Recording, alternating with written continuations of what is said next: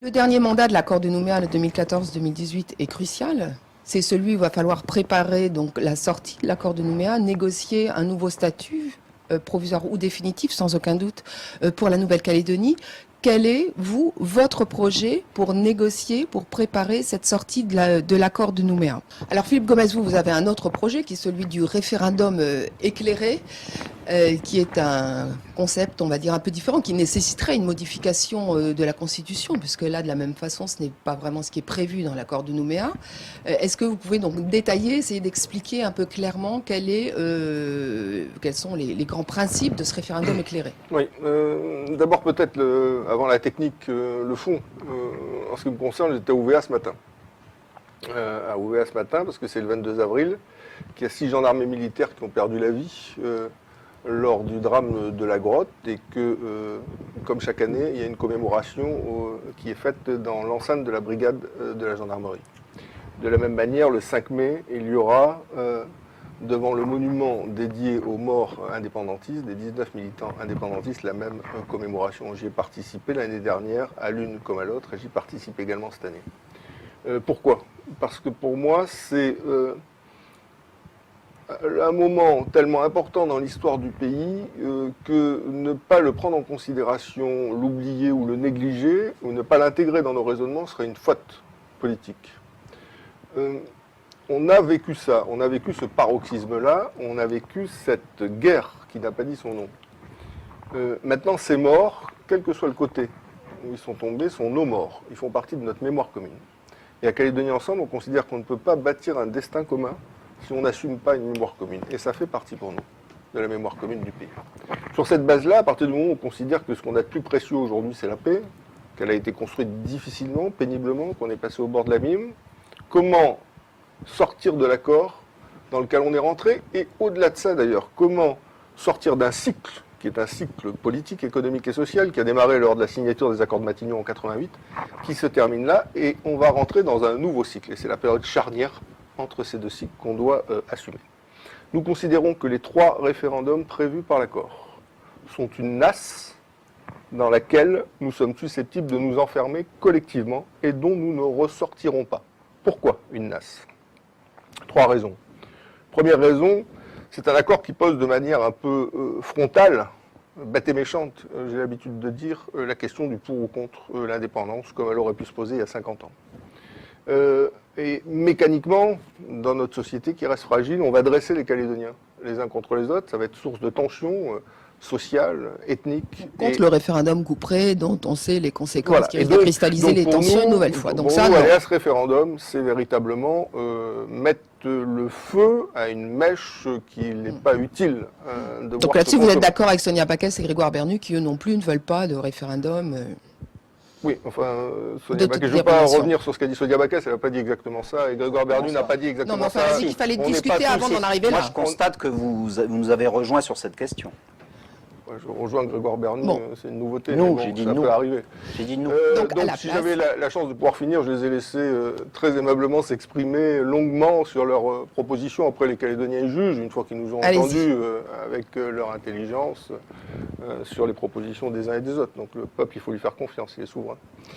Donc un générateur de tension, donc a fortiori 3 fois. Donc on va dire non une fois, parce que le rapport électoral est celui qu'il est, une deuxième fois en 2020, une troisième fois en 2022, ou une première fois en 2016, une deuxième en 2018, une troisième en 2020, peu importe. Donc au bout de 3 fois, qu'est-ce qu'on aura gagné, sinon fragiliser notre société? Donc nous, pour cette raison-là, d'abord, on est contre le référendum prévu par l'accord de Nouméa. La deuxième raison, c'est que quelles que soient les réponses, imaginons hypothèse d'école, c'est une réponse oui à l'indépendance, ce qui selon nous n'est pas possible puisqu'il n'y a pas de majorité pour l'indépendance dans ce pays. Quels sont les contours de ce pays indépendant? Quelle est l'organisation? Quelles sont les libertés publiques? Qui votent, qui ne votent pas? Est-ce que ce pays reste associé à la France ou pas? S'il n'est pas associé à la France, que deviennent les 140 milliards de francs CFP qui chaque année irriguent le pays? En clair, la boîte de cette indépendance que revendiquent les indépendantistes, comment est-elle constituée? Et de la même manière, si c'est non à l'indépendance, et qu'on reste donc, ce pays émancipé que nous sommes aujourd'hui, au sein de la République, quels sont les contours? On ne le sait pas, puisque l'accord de Nouméa dit si c'est 3 fois non à l'indépendance, il faut revenir. Mais vous pouvez avoir une idée sur Oui, bien sûr, j'ai une idée, mais pour l'instant, je suis au plan de la méthode, je ne suis pas sur le fond. Je viendrai ensuite sur le fond lorsque les questions chacun explique. se poseront sur le fond. La question donc sur la boîte du pays émancipé au sein de la République, elle n'est pas non plus construite puisqu'on doit se revoir s'il y a 3 fois non pour dire comment on l'a construit cette boîte. Il y a quand même des questions importantes qui se posent, il y en a certaines qui ont été évoquées, on se rejoint sur des points comme la clé de répartition, comme le corps électoral, comme la répartition des compétences entre les collectivités et d'autres sujets. Et bien évidemment, ce pays qui reste au sein de la République, il ne va pas être exactement celui qu'on connaît aujourd'hui, il faut le discuter. Mais là aussi, comme rien n'est discuté, c'est un néant des deux côtés. Un néant vers l'indépendance, ou le néant d'une situation qu'on sait rester dans la France. Donc vous voulez remplir la boîte avant que les Calédoniens se décident. Attendez, troisième chose, on discute après. C'est ça le vice originel et fondamental de l'accord de Nouméa, mais il ne faut pas en vouloir aux signataires, parce qu'au moment où ça a été négocié, on était très content d'arriver à un accord et de repousser la problématique dans les 20 prochaines années. Donc il faut être humble vis-à-vis de ce qui a été décidé. On discute après 3 noms. Donc bien évidemment, la position de Calédonie Ensemble, qu'est-ce que c'est? C'est de dire, n'attendons pas 3 fois non, où le pays sera fracturé en 1000 morceaux et où, hélas, on sera avec une pelle et un balai en train de ramasser les morceaux. Au contraire, dialoguons avant. Et la différence, parce que bien sûr qu'il y a des différences, enfin elles sont évidentes, mais on va les verbaliser pour qu'elles le soient encore plus, c'est que les différences, nous on est pour un dialogue, d'abord on est pour aller jusqu'au bout du dialogue. Pas genre on se donne un an et puis dans un an on n'est pas arrivé, hop, on passe au référendum. Non, on va jusqu'au bout du référendum, jusqu'au bout du dialogue. C'est-à-dire si on doit aller jusqu'en 2018, puisque la deadline, le référendum sera organisé au plus tard par l'État en 2018, il faut aller jusqu'au bout du dialogue, explorer toutes les possibilités de dialogue. Ça, c'est notre première différence. Notre deuxième différence, c'est pas de solution consensuelle. Qu'est-ce que c'est une solution consensuelle? Entendons-nous sur les mots. C'est quoi une solution consensuelle? Parce qu'autrement, tout est consensuel. Une solution consensuelle pour nous, et telle qu'on l'entend en Nouvelle-Calédonie habituellement, c'est l'accord de Matignon ou l'accord de Nouméa, c'est-à-dire une solution sur laquelle tout le monde est d'accord, on signe, indépendantiste, non indépendantiste, etc. Et on vote oui ou non. C'est ça, une solution consensuelle. C'est ça la définition. C'est ça que défend le Front Nous, on Communiste. est contre une solution consensuelle. Pourquoi? Parce qu'on considère que la seule solution consensuelle qui existera, c'est une solution consensuelle d'indépendance-association. Pourquoi? Parce que les indépendantistes, à moins qu'il n'ait consommé, je l'ai déjà dit, quelques substances interdites à la signature, ne vont pas signer une solution consensuelle qui les conduit à rester au sein de la République. Oui. Donc, au lieu de dire ce qui ne marche pas, dites plutôt ce que vous voulez. Et donc nous, non mais j'illustre les choses, donc pas un référendum dès 2015 ou dès 2016 parce qu'on a discuté, c'est bon, on passe au référendum, pas une solution consensuelle unique parce que ça ne pourra être que l'indépendance association, autrement les indépendantistes ne la signeront pas. Donc c'est pour ça qu'on a développé l'idée, qui est une idée sur la table, qui peut être partagée ou pas partagée, on respecte les idées des autres, on avance la note, qui est celle du référendum éclairé. Le référendum éclairé, c'est plus un référendum d'opposition frontale pour ou contre l'indépendance, c'est un référendum de projet. C'est un référendum où on peut dire oui. Oui à quoi? Pour les indépendantistes, s'ils veulent dire oui à l'indépendance, ils pourront le faire, mais ils sauront le pays dans lequel ils vont se lever le lundi matin, puisque l'ensemble des éléments de cet État indépendant leur a été donné. C'est une manière de les respecter. Et pour les gens qui sont de sensibilité non indépendantiste, dont nous faisons partie sur ce plateau, cette Nouvelle-Calédonie émancipée au sein de la République, si jamais une majorité, ce que nous croyons, se prononce pour, à partir de ce moment-là, de la même manière, le lundi matin, les Calédoniens sauront dans quel pays ils se réveillent. Donc, c'est un référendum de projet, on sait pourquoi on vote, on sait ce qu'il y a derrière le slogan, on dialogue avant et non pas après, et c'est un seul et unique référendum et pas 3 référendums. Donc vous, qu'est-ce que vous faites de la Nouvelle-Calédonie? C'est pour vous l'avenir de la Nouvelle-Calédonie, ce territoire largement émancipé, qu'est-ce qu'il devient statutairement? Quel lien il conserve avec la France en termes financiers, en termes de compétences? C'est vrai que si on arrive au bout de l'accord de Nouméa, la France exercera encore les compétences régaliennes et c'est tout. Après, il y aura des liens financiers, mais il reste finalement très peu de choses. Donc, oui. Comment voyez-vous la dernière étape? Donc, il reste très peu de choses. J'ai l'habitude de dire qu'il y a une feuille de papier à cigarette qui nous sépare entre l'extrême autonomie, qui est aujourd'hui la nôtre, indépendant, et l'État indépendant, associé ou pas. Qu'est-ce qui fera la différence entre la vous différence? Alors, je ne sais pas, ils n'ont pas défini le fond de leur projet. Il y a des choses sur lesquelles on se rassemble, oui, je l'ai dit. Il y a d'autres choses qui sont d'autres propositions. Je ne sais pas si elles nous divisent ou pas. On n'a jamais eu l'occasion d'en débattre. Mais par exemple, moi, je considère qu'en ce qui concerne les administrations régaliennes, nous devons impérativement les calédoniser. Qu'aujourd'hui, nous sommes en matière de justice à un niveau de calédonisation inférieur à celui auquel on était il y a 20 ans de ça, que la seule administration régalienne qui est calédonisée, c'est la police, qu'en matière de gendarmerie, un plan a été arrêté au prochain comité des signataires. Aujourd'hui, on est seulement à 25% de Calédoniens qui sont en situation d'emploi ou de responsabilité au sein de la gendarmerie. En matière de défense, est-ce que vous connaissez un gradé qui est aujourd'hui un Calédonien? Ça n'existe pas. Et donc, pour nous, l'un des aspects, par exemple, de cette discussion sur cette Nouvelle-Calédonie émancipée au sein de la République, oui, les compétences régaliennes restent dans les mains de l'État. Il ne s'agit pas de les mais dans exercer. le cas d'un Mais par exercice contre, nous partagé. devons les exercer localement. Un exercice Nous partagé. sommes susceptibles également, parce que vous me permettez de développer le sujet, je le fais, hein, et pas au sable d'abattis, en donnant un peu de nuance et un peu de contenu. On est déjà associé à l'exercice de compétences régaliennes, Claudine Véry. Oui, en termes de diplomatie notamment. Souveraineté partagée, dit même l'accord en ce qui concerne les relations étrangères. Savez-vous Bien sûr. qu'on peut signer des traités avec n'importe quel pays à l'échelle de la planète dans tous les domaines de nos Oui, bien compétences? On est associé en matière de justice. Personne ne le dit jamais. Et comment? Mais bien sûr qu'on est associé en matière de justice. Vous connaissez des assesseurs coutumiers ailleurs qu'en Nouvelle-Calédonie? Vous connaissez la médiation pénale coutumière ailleurs qu'en Nouvelle-Calédonie? Donc bien sûr, c'est une forme d'association à une compétence régalienne Et exercée donc par de l'État, pousser plus des cet exercice particularités partagé. locales. On peut imaginer, moi je dis par exemple en matière de défense, on est déjà associé à un certain nombre d'exercices communs où c'est l'État qui est associé, notamment avec la Nouvelle-Zélande, etc. On peut envisager que la Nouvelle-Calédonie... Et un siège à participe. l'ONU? Ah non, mais alors là, vous franchissez, c'est pour ça qu'il faut Voilà, vraiment, ce je sera me ça, la permets de vous différence. couper parce que c'est là-dessus que les Calédoniens se perdent à chaque fois et je le regrette, mais le siège à l'ONU, c'est l'indépendance, c'est Donc automatique. la différence, Ça ne peut fera, être vous que- dites, c'est ça qui est la feuille de fondamental. papier à cigarette, elle peut être là. Eh ben oui, mais là c'est plus Exactement. une feuille de papier à cigarette, c'est-à-dire que c'est un élément substantiel, même si ça paraît très fin. Dès lors qu'on est un État indépendant, ce qui va avec immédiatement, c'est deux choses, c'est la nationalité. Et la nationalité donne le droit au siège à l'ONU. Donc c'est la différence qu'il y aurait entre les deux branches du Fondamentale. référendum, notamment. Je veux Mais rebondir, très mais rapidement alors. très Ce qui n'est pas rapidement. gagné avec vous, mais bon. Non, non, vous êtes moqueuse, Claudine Véry. Non, mais par rapport à ce que vient de dire M. Bernier, il dit référendum éclairé, tout le monde va être content. Ben non, tout le monde ne va pas être content, puisqu'il y a un projet qui va l'emporter. Si Forcément. c'est le projet de l'indépendance, ben, les indépendantistes seront plus heureux. Et Donc si c'est une confrontation. Et si c'est le projet d'une Nouvelle-Calédonie émancipée au sein de la République, bien sûr, les non-indépendantistes seront plus heureux. Donc ça c'est clair. Sauf que la différence dans la proposition que je fais, c'est que on construit ensemble les deux branches de l'alternative. C'est-à-dire que celles et ceux qui ont subi la brûlure du suffrage universel se retrouveront autour de la table, chez les non-indépendantistes comme chez les indépendantistes, et on essayera de remplir ces boîtes-là, de construire ces boîtes-là. Alors bien sûr, les indépendantistes, ça va être l'occasion qu'ils sortent un peu du bois. Hein. Qu'est-ce qu'ils mettent dans Donc vous avez l'indépendance? demandé à des indépendantistes Ça, de c'est travailler à l'élaboration d'un statut Bah, au sein qui de la commence à France. sortir, parce que pour l'instant, on est un slogan derrière Alors le qui se slogan. tord le Qu'est-ce qu'il y a cerveau là. Je rappelle que Daniel Goa, le président de l'Union calédonienne, a d'ores et déjà dit, il a d'ailleurs eu la gentillesse fallait de le éclairer citer, l'autre qu'il branche. fallait éclairer le référendum, mais uniquement la partie indépendance. J'ai répondu que c'était un éclairage hémiplégique et qu'en faisant un petit effort après les élections, ils vont bien vouloir éclairer les deux parties. Pourquoi il faut éclairer les deux parties? Parce qu'elles sont prévues par l'accord de Nouméa. L'accord de Nouméa, il ne prévoit pas l'obligation de l'indépendance du pays. L'accord de Nouméa, il prévoit même le principe d'irréversibilité. L'irréversibilité, ça veut dire quoi? Ça intègre l'idée qu'il y a un non à l'indépendance et qu'on ne peut pas revenir en arrière par rapport au stade d'évolution où on en est arrivé. Donc c'est pourquoi l'accord de Nouméa prévoit bien les deux portes de sortie. Et quand il est décidé d'éclairer l'une, celle de l'indépendance, on doit en même temps éclairer l'autre. L'avantage de la proposition qu'on fait, c'est que c'est pas un référendum bête et méchant, on se tape dessus et qui finit mal, type référendum Ponce en 1987, pour ou contre l'indépendance, 90% de non à l'indépendance, 6 mois après OUA. Donc on a donné, on sait ce que c'est, et en plus on connaît le résultat à l'avance. C'est pas une solution consensuelle, parce que moi j'aimerais bien une solution consensuelle où les indépendantistes ils disent on reste dans la France. J'y crois pas une seconde. Si elle arrive, tant mieux, je m'en féliciterai. Mais je suis oui, mais il y avait. Alors, exact, monsieur Bernu.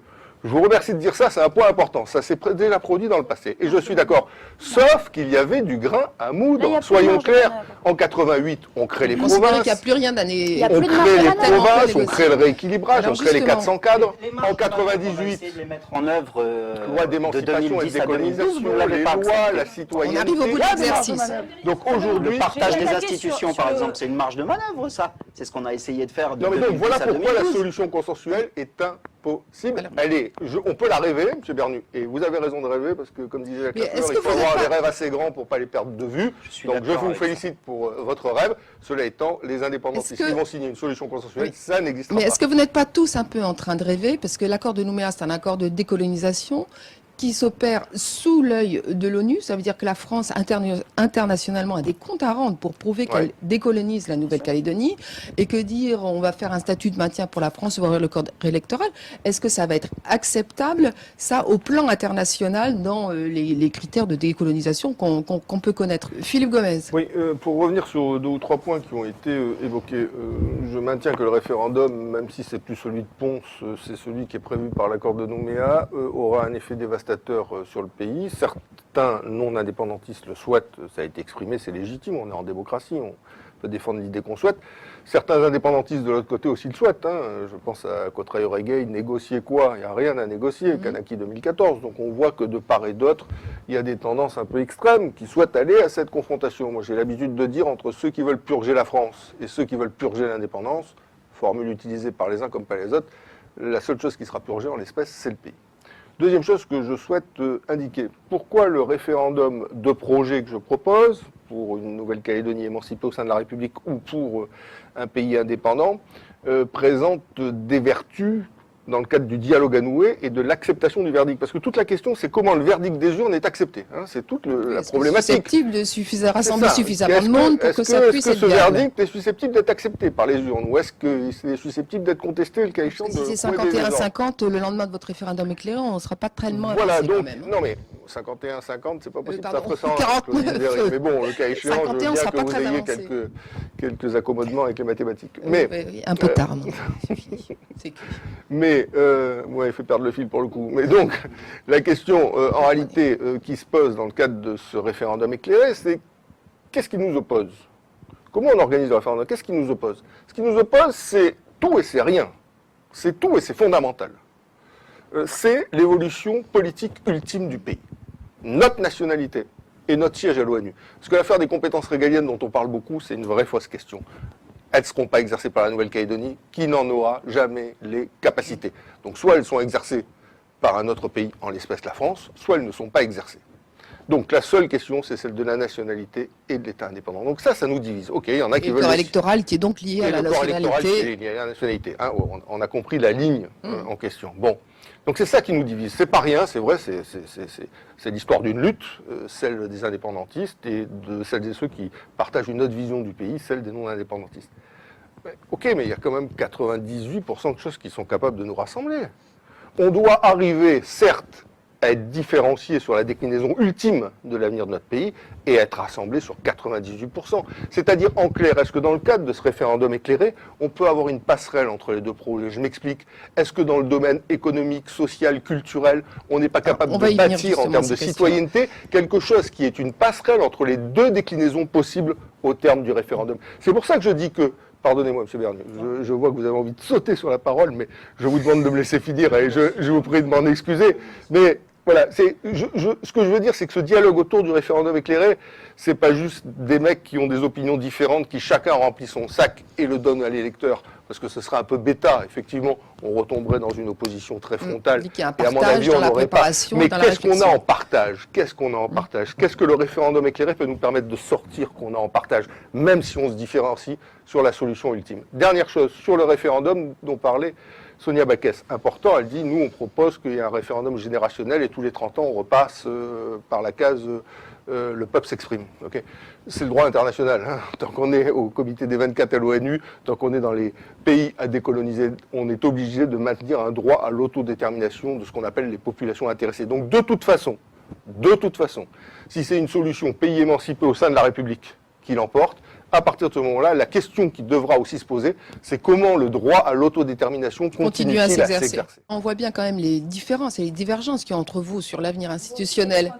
Il y a quelques points communs aussi, mais est-ce que vous ne courez pas le risque, un certain nombre de choses. Est-ce que vous ne courez pas le risque, effectivement, quand on vous voit tous divisés, alors que finalement le FLNKS arrive à se réunir sur des questions fondamentales, qu'à un moment les indépendantistes disent, eh bien le contentieux colonial, c'est avec la France qu'on l'a, c'est pas avec vous. Et on négocie, sans vous, on négocie avec la France, comme ça s'était passé d'ailleurs au moment du préalable minier en 97, où ils ont dit ça c'est une question qui concerne nous et la France. Est-ce que vous n'auriez pas plutôt intérêt à vous serrer les coudes, parce que quelque part vous êtes en situation, on va dire par rapport à l'histoire, de faiblesse? Je veux juste dire que les indépendantistes, pour moi, c'est pas des ennemis. Voilà, il faut bien comprendre ça, dans ma philosophie, dans la philosophie de Calédonie Ensemble. Les indépendantistes sont des Calédoniens comme les autres. Ils ont une opinion politique, un projet politique qui est différent du nôtre. Mais la terre du pays, elle circule dans leurs veines comme elle circule dans les nôtres. Et donc je considère qu'à partir de ce moment-là, même si les choses sont difficiles, même s'il y a des divergences entre les uns et les autres, tant qu'on est en démocratie, on a le droit d'avoir les idées qu'on veut. Et des indépendantistes, il y en a en Polynésie française, il y en a en Corse, il y en a dans beaucoup d'endroits du monde.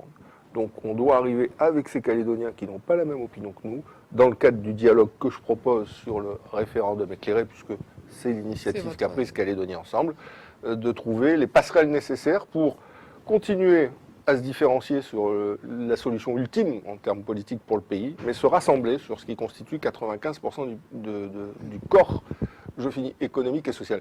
Je veux aussi dire autre chose, c'est que les Calédoniens, depuis 30 ans, ont aussi peut-être été un peu frustrés. Je m'explique. Les accords de Matignon et de Nouméa, ils ont une valeur fondamentale, essentielle, que personne ne remettra en cause. Ils nous ont permis d'être là où on est et puis de débattre tranquillement avec vous aujourd'hui. Donc on doit saluer celles et ceux qui, à tous les niveaux, y ont contribué. Pour autant, dans les deux cas, ça a été des solutions imposées. On a dit, voilà le package, il a été négocié entre indépendantistes et non-indépendantistes et l'État, c'est à prendre ou à laisser, ce package. Et bien sûr, chez les indépendantistes comme chez les non-indépendantistes, des frustrations ont pu en résulter, puisque chacun avait une sensibilité qui le conduisait à trouver dans le package le verre à moitié plein ou le verre à moitié vide. Et donc là, avec le référendum éclairé, l'idée c'est qu'enfin on redonne aux Calédoniens une capacité à la fois à se rassembler sur 98% du CG, mais à se différencier aussi, parce qu'il y en a qui sont indépendantistes qui veulent dire nous on veut accéder à un État indépendant, et d'autres qui disent non, nous on veut rester, même si on se gouverne nous-mêmes, un pays émancipé au sein de la République. Donc le référendum éclairé, c'est aussi redonner, dans le cadre du dialogue et du maintien de la paix, une possibilité de choix aux Calédoniens, non plus un oui ou non, comme on l'a fait ces 30 dernières années, mais oui à un pays indépendant, et on sait ce qu'il est, oui à une Nouvelle-Calédonie émancipée au sein de la République, et on sait aussi ce qu'elle est.